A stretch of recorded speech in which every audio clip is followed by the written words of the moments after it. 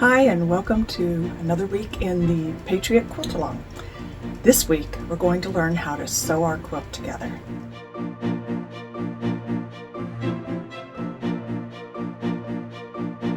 The first thing you need to do before you sew Patriot together is to arrange the blocks on your design wall. If you don't have a design wall, then use a large open space on your carpet or wood floors. I think it's important, especially if you're making a scrappy quilt, as I am, to lay the blocks out and then move them around so that they're pleasing to the eye. In my particular case, I have a few bright fabrics, so I wanted to distribute some of those bright reds throughout the whole lower section so they weren't like all clumped together. So I took about 10 minutes to rearrange blocks. I don't usually take longer than that because I'm kind of done with it after that. Now, to sew the top together once you've gotten it arranged, and you can look in the pattern to see how to arrange your blocks. The top section is blocks A and B, and they alternate, so make sure you figure out how you're supposed to arrange them, whether you're supposed to begin with a snowball block, which is block B, or begin with a star block, which is block A, and then you'll figure out the 3 rows. After you get them arranged, you simply sew each of the rows together. I'm going to sew the top section first, and then I'm going to sew the bottom section. In the top section, as you get each row done, you press each row in a different direction. For example, I might press this row going that direction, and then the row above it going the other direction. That way you have seams that nest. If you decide to press open, then that won't really matter. What I plan on doing is alternating my pressing. So I'll press this way and then that way, and then the same direction that way for the top row. And after I sew them together and I have a big long seam, I will press that open. That's just me. Now, one other tip before you start sewing anything together. You should have, as you went along, measured each of the blocks that you made to make sure it was the right size. The pattern tells you what size they should be. If necessary, unsew your blocks, make them closer to the right size, and or press, because I find a lot of times it's simply pressing that causes the blocks not to be the right size, before you continue, because if you just ignore the problem, it gets worse and worse as you start to put things together, and then as we add the borders and everything, and you'll end up with a quilt that's kind of a little out of skew, and you'll be thinking, well, it'll quilt out, and then you just keep pushing the problem on. So what I found is that it's best to first, as I'm making units like half square triangles, whatever, to measure them and make sure they're the right size, and then as I sew them into bigger things, measure that to make sure that's the right size, and then as I sew them into blocks, measure that to make sure that's the right size.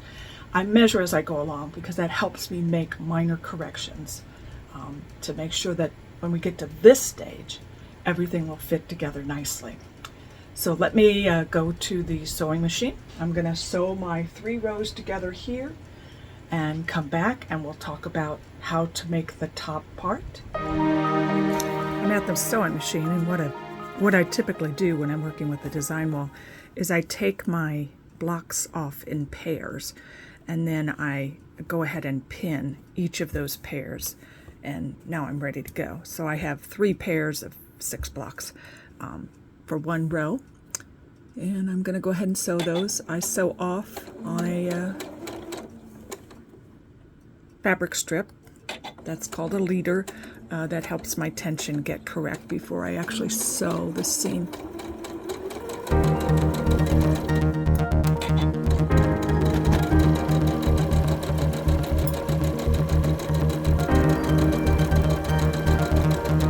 There are no matching intersections really, but you want to make sure that the seams don't flip.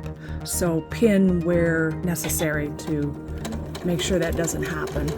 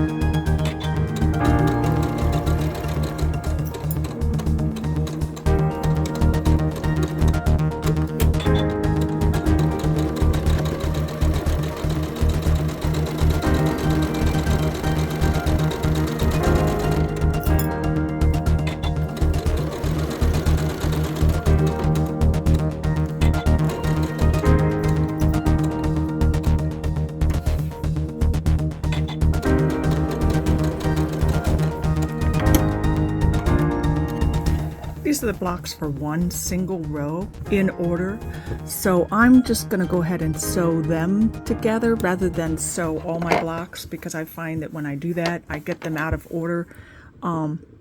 Again, not that it really matters too much, but my quilt is scrappy and I've arranged them so that it's pleasing. So I kind of want to keep the same order is all. So that's what I'm going to do. I'm going to take a moment, pin, and then sew these blocks together.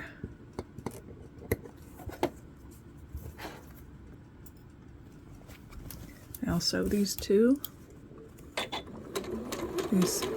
pairs of blocks together.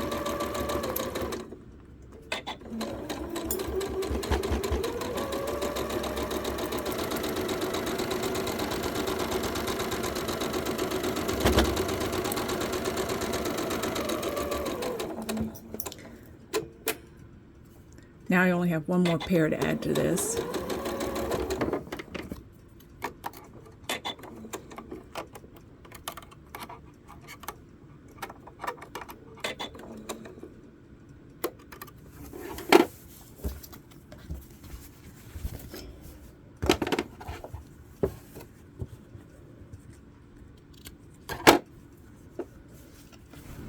So I'm going to pin these two together, this last pair of blocks to the 4 blocks I've already sewn together. Then I'll have a complete row. It's at that point that I go and press them.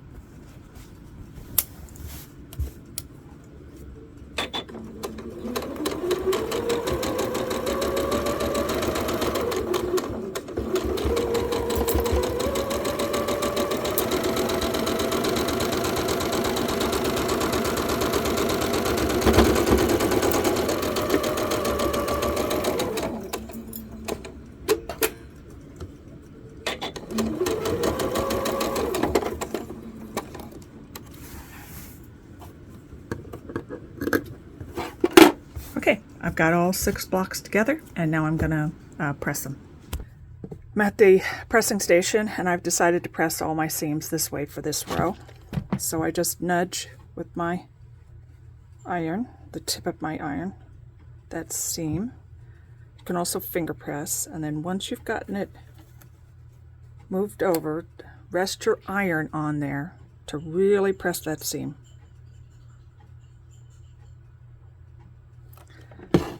On this side, what you're looking for is no folds. You want that flat.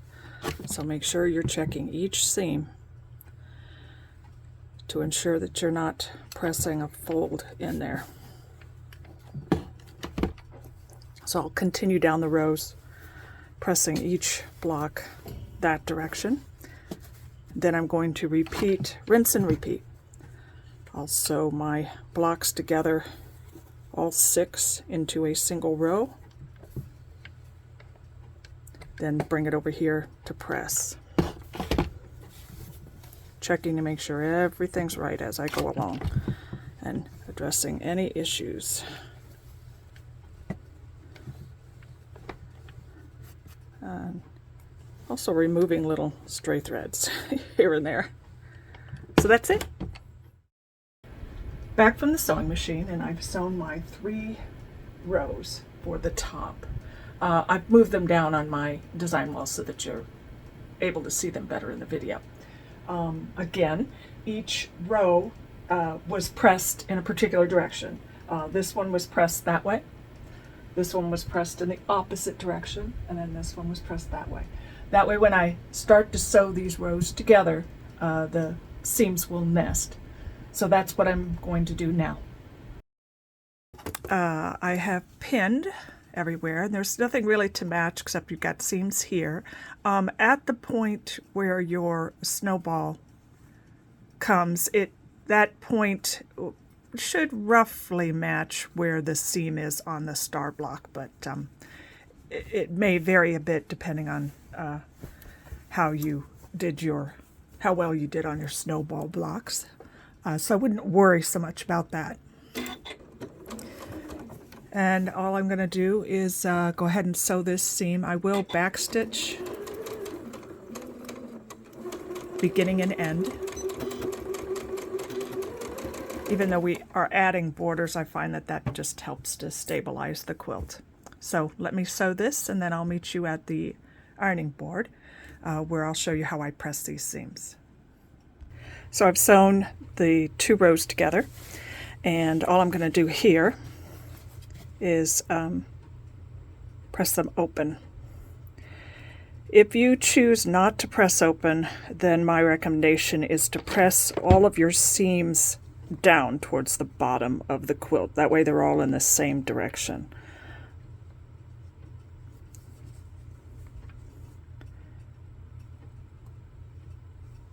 To press open, I'm going to use this. My wool clapper has a rounded edge which helps to press open. And then the clapper part I can press onto the seam to help flatten it. And then I've got my wool pressing mat there. So let me just quickly show you how to open your seam. You just use the nose of your iron. And you can use your fingers too to help open those seams up. Then you just hold on the iron. Use a hot, dry iron, and that will help press them open. Then once you've pressed this open all the way down, I would flip it over to the front and do the same thing you did before. You're looking to make sure you're not pressing in a crease. So check the front and press it from the front, looking for creases along this seam edge, because what you want is you want that pressed completely flat and not with a seam pressed in it. So I'm going to press this open, and then I'll sew the other row to this, press that open, and then I'll have the top section of the quilt done. Hi, I'm back from the pressing station, and I have sewn the top part of the quilt together. For some reason, maybe because it's a visual thing, I've decided to build the first section and then build the bottom section and then sew those 2 together. There really is no reason why you can't just treat this like any other quilt and sew each row together separately and then sew the rows together. I think it just made me feel good because I got the top part done. Woohoo! Now, as far as the bottom part, you can, like I said, sew each row exactly as we did before, pressing the rows in that direction, and then the next one in the opposite direction, and back and forth, alternating. That would be great. Or you can sew this bottom section in columns if you want to. Since we've decided to build each section separately, it really doesn't matter. So those are your choices. I think I will just continue as we have been going and sew this bottom section in rows exactly as we did before. So I'm not going to show you that, but once I get this section done, we'll come back and I will show you that how I'm sewing the last seam, which would be the 2 sections together. Hi, I've sewn together the bottom half of my quilt. I used the same method I used for the top. I sewed each row and then pressed the first row that direction, the second row the other direction, and back and forth, alternating the direction I was pressing, so that when I sewed the rows together, the intersections matched. So now all I have to do is sew the top section to the bottom section, and then we'll be at a point where we're ready to add our borders. So let me get these 2 sewn together first. Hi, I'm back from the sewing machine, and I've sewn the last seam, and my quilt center is now all together. A couple of reminders. Besides the fact that as I was sewing each row, I pressed the seams between the blocks in the same direction, like left or right, and then left and right. I alternated that so that they would nest when I sewed the rows together. What I forgot to tell you was that when I sewed the rows together, I chose to press that seam open. You don't have to do that. It's just my preference. You can press to one side And I would suggest pressing all of the seams between each row in the same direction, for example, down towards the bottom of the quilt. Also, as a reminder, make sure that when you're sewing the rows together, you backstitch at the beginning and the end of each seam. That will provide a little bit of extra strength along the edges for your quilt center, and prepare it for the next part, which is to add 2 borders. The first border is a very skinny inner border, and I have chosen, and it uses fabric red 2. I have chosen this for my red 2 fabric. As you can see, I think it complements my colors very well. My quilt is scrappy, so I probably could have chosen any red, but this one I had a lot of, so I thought that would be the one I'd use. But I think it also looks nice. You're going to sew the inner border to the sides first and then to the top and bottom. Now, before you sew them to the sides, the first thing you need to do, of course, is to cut the strips according to the pattern. Cut the number of strips it says, and then you sew those strips, remove the selvages, and then sew those strips end to end. Almost like you're doing binding, except you're not doing a diagonal seam. You're just doing a flat edge seam. Then what you're going to do is, as I said, sew the red 2 inner border to each side of the quilt center. To do that, you're going to measure and trim 2 border strips. So let me show you how I measure. I have a long measuring tape, and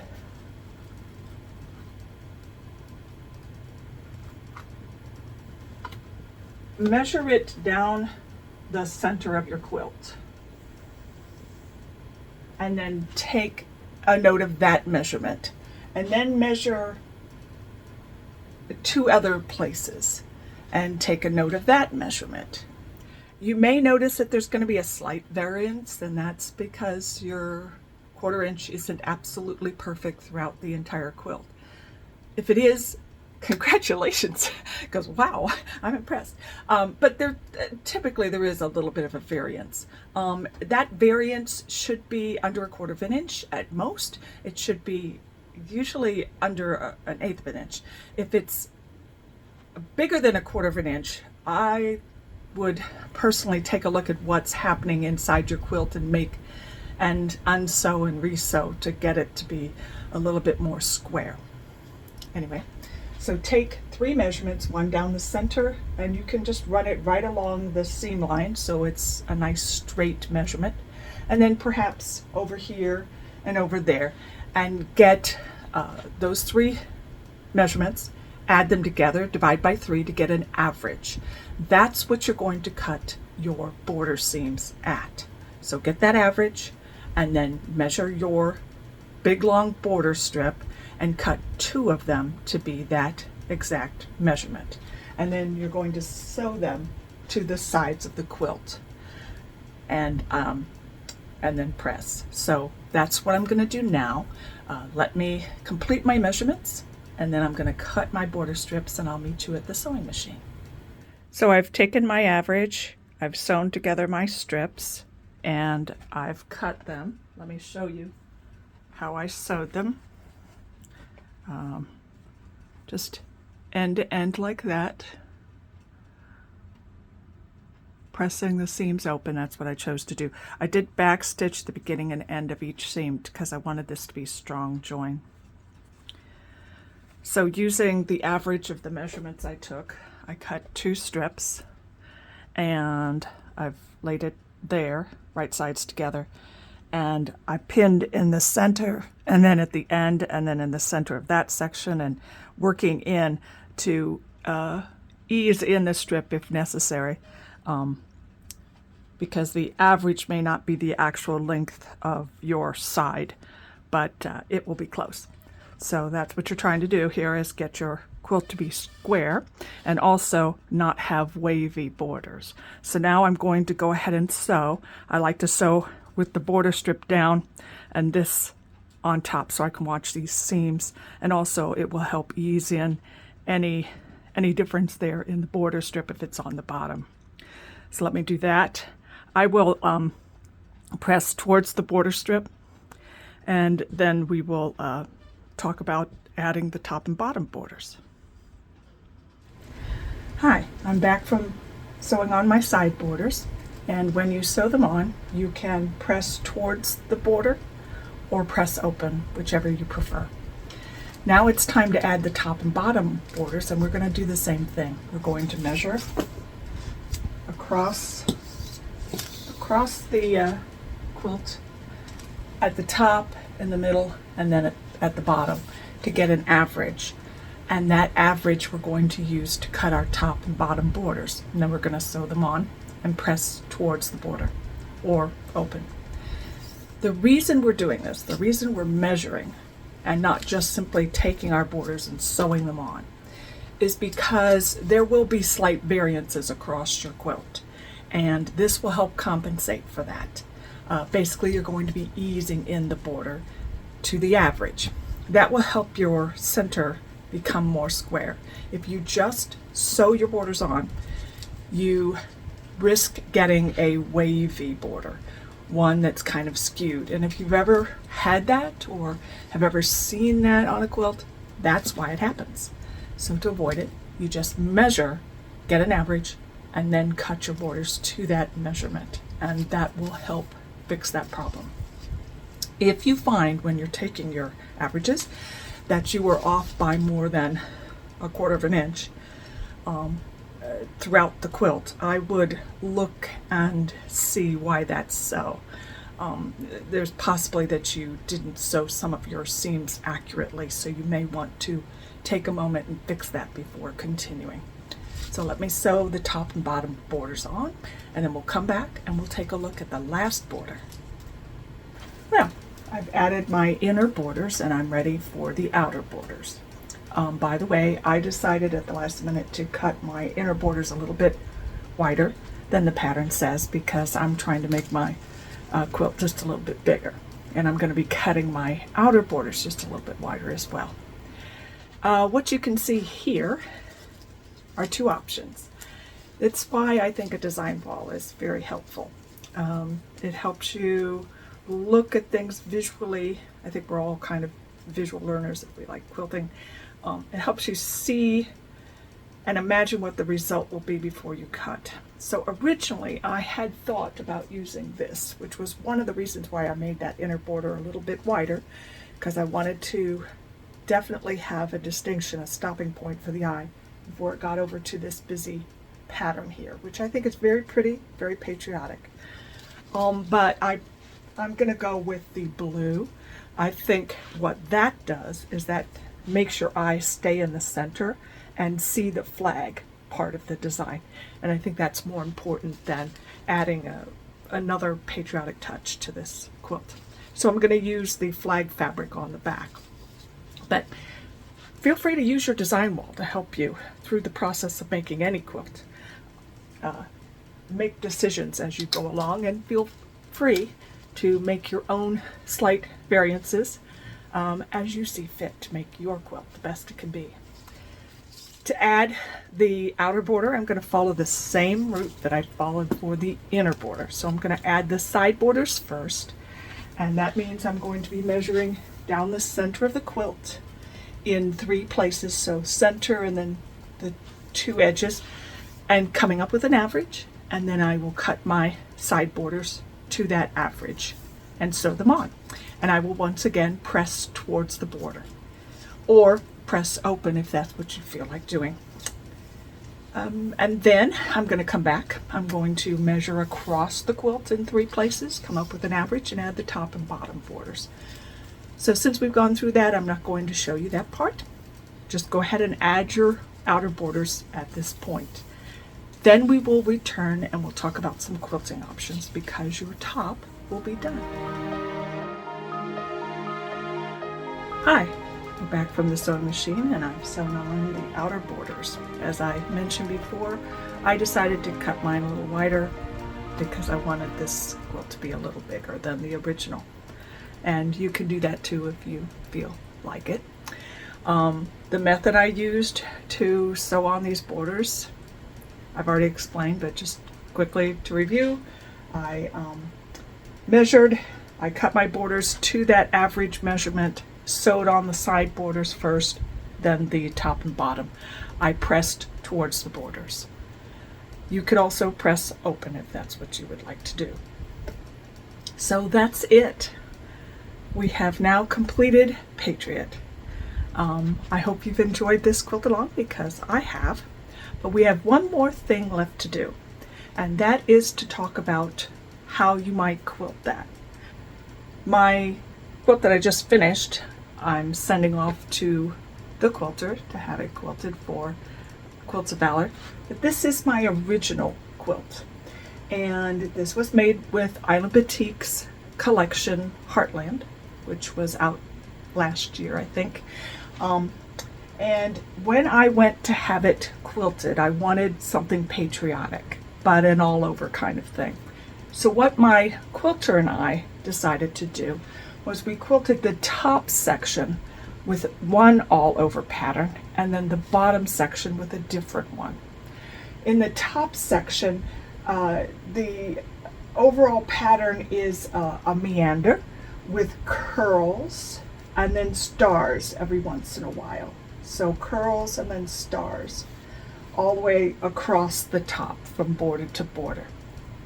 In the bottom section, we did a different design that was more wavy and vertical, and it had these kind of lovely sweeping bands, and in the bands there were stars, so it would sweep star star star and point, and then sweep and star star star. I felt like that would help make the bottom section wavy, like the stripes in a flag. That's what I was going for when I made the design. So that's what we did. And then as far as thread, we used a wonderful bright red throughout. So she did not change colors, even though she did this part first and then that part.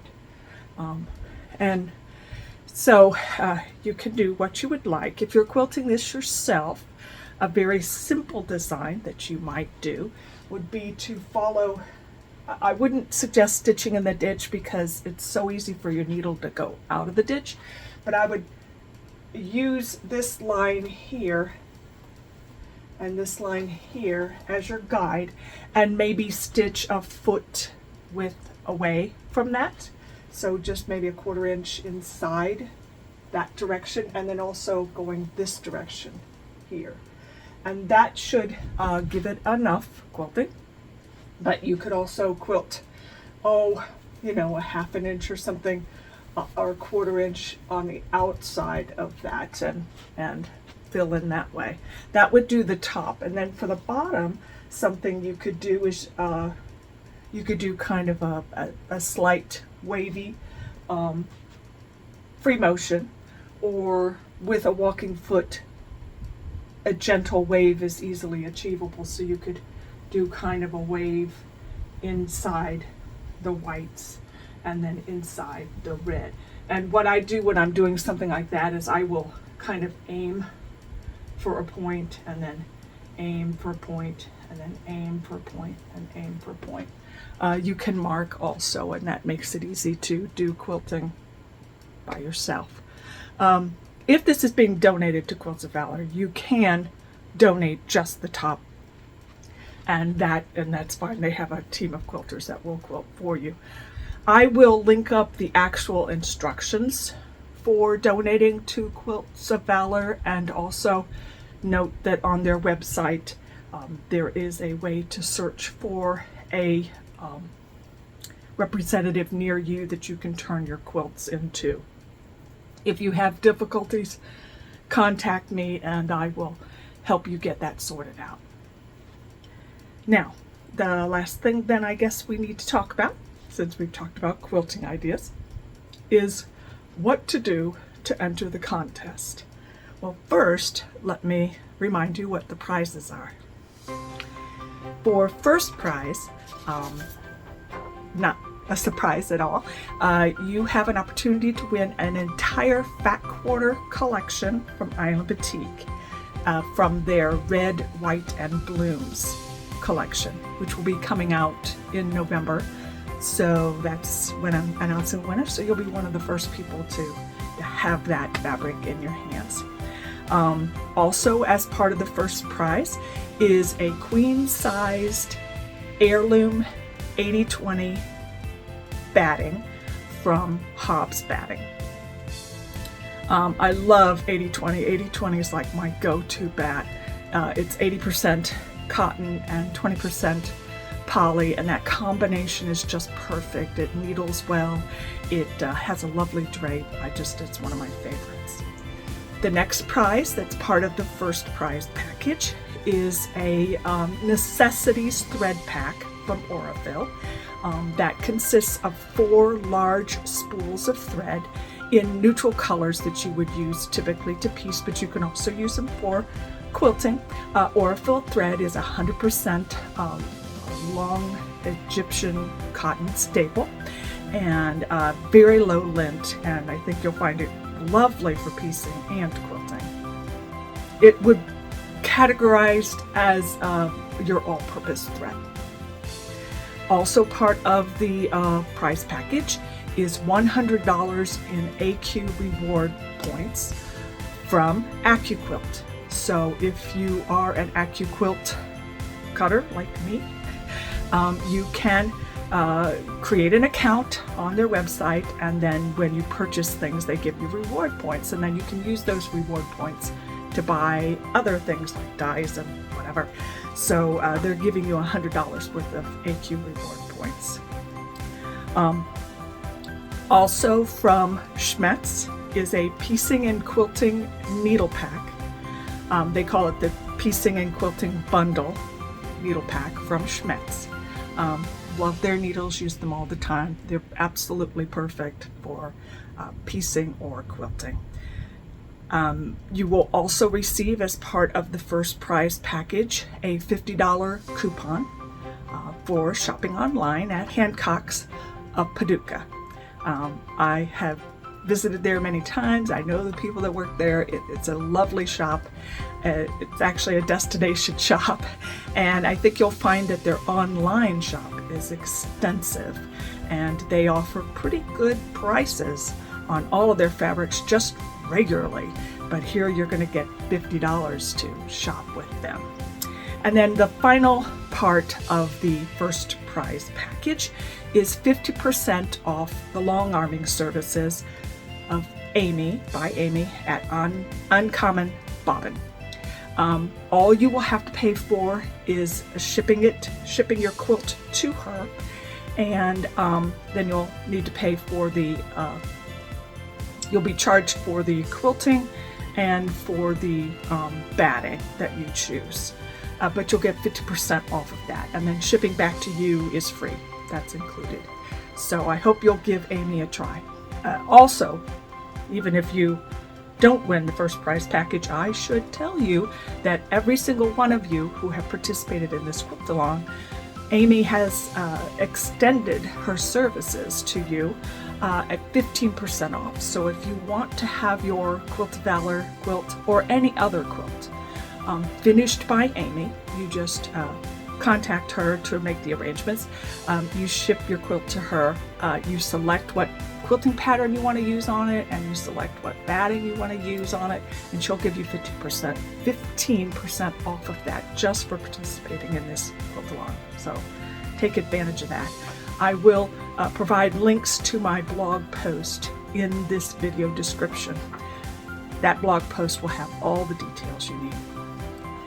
The second prize package, so there's not just, that's everything that's in the first prize package, which is huge. So hopefully that's the little bit of extra encouragement you need to make a quilt, make a Patriot quilt. You also have an opportunity to win the second prize package.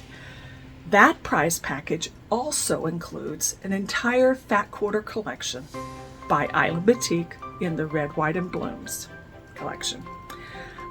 You will also win a small spool set from Aurifil, 50 weight, red, white, and blue thread colors. You will also win the ABC Pocket Guide to Needles, which frankly, I use this all the time. It helps me figure out what needle I need to use for my project. That ABC Pocket Guide is by Schmetz. Who knows better than Schmetz about needles? And finally, you will also win a pattern pack from me, yours truly, of my best-selling patterns, which include Hole in the Wall, Mariner, and Picnic Under the Stars. So I hope you enjoy that. That would be your second prize. Now, to enter to win either one of the prizes, first or second, you need to show me the quilt. And that could be either the quilt top, if you're just making the quilt top and then donating it to Quilts Valley, that's fine because they will take quilt tops. Or the final quilt. If you enter a quilt top, you get one entry.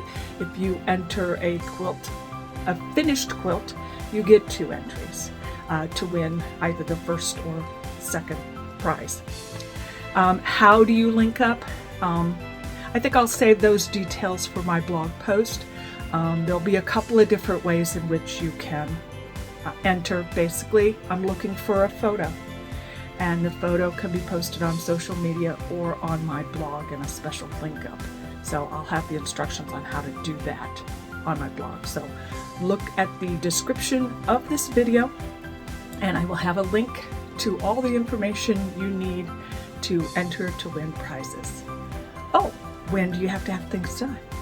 Well, you need to make your entry by Veterans Day here in the States, which would be November 11th. It's also known as Remembrance Day and Armistice Day in other countries. But that's November 11th. I thought, what better day to choose for our Patriot Quilt Along. So I hope you get busy, even if you're a little bit behind. Frankly, this thing is very easy to put together. You can probably put it together in a few days. So I think you've got time to be able to do that before you have to enter to win a prize. And again, thank you very much for quilting along with me. If you have your quilt done, feel free to post that on social media. I'll be looking for that, but again, the instructions on how to actually enter will be on my blog post. So look for that so that you make sure that you're sharing your photo in the right spot so that I see it and you get counted. Thank you again, and I've had a lot of fun. Bye now.